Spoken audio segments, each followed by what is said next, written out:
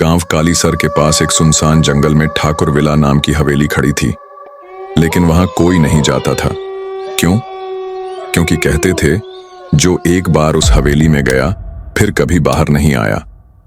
गांव वाले कहते थे कि वहां एक आत्मा भटकती है, एक जलती हुई आत्मा। आधी रात को वहां से चीखें आती थीं और कई लोगों ने देखा था कि खिड़कियों पर परछाइयां हिलती हैं। लेकिन यह सब सिर्फ कहानियां थीं। नील शर्मा ऐसा मानता था।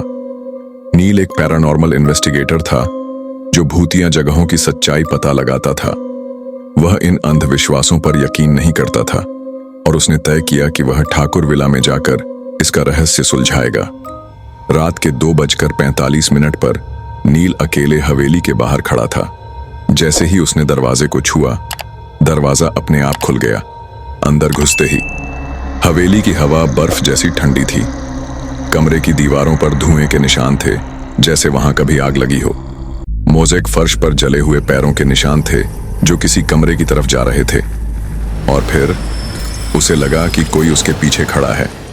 नील ने झट से मुड़कर देखा, कोई नहीं था। लेकिन जब उसने दीवार पर टॉर्च डाली तो उसका खून जम गया। दीवार पर किसी ने खून से लिखा था, तू जल जाएगा। नील ने अपने कैमरे को ऑन किया और रिकॉर्डिंग शुरू कर दी। तभी कैमरे की स्क्रीन पर कुछ अजीब दिखा। एक जली हुई औरत की परछाई। वह धीरे धीरे पास आ रही थी। उसके बाल जले हुए थे, आंखों से काला धुआं निकल रहा था और उसकी उंगलियों से खून टपक रहा था।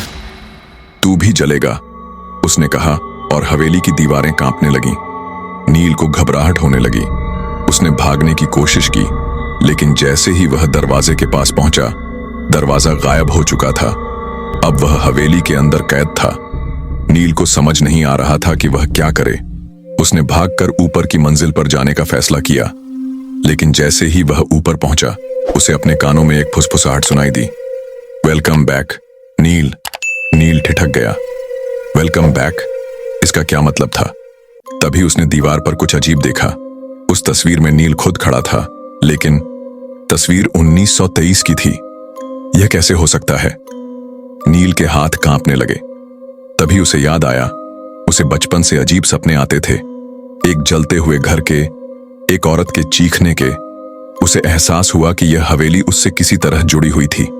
लेकिन कैसे? क्या नील पहले भी इस हवेली में आ चुका था? क्या वह यहां मर चुका था और अब सब कुछ फिर से दोहरा रहा था? क्या वह इस बार बच पाएगा या हमेशा के लिए श्रापित हो जाएगा?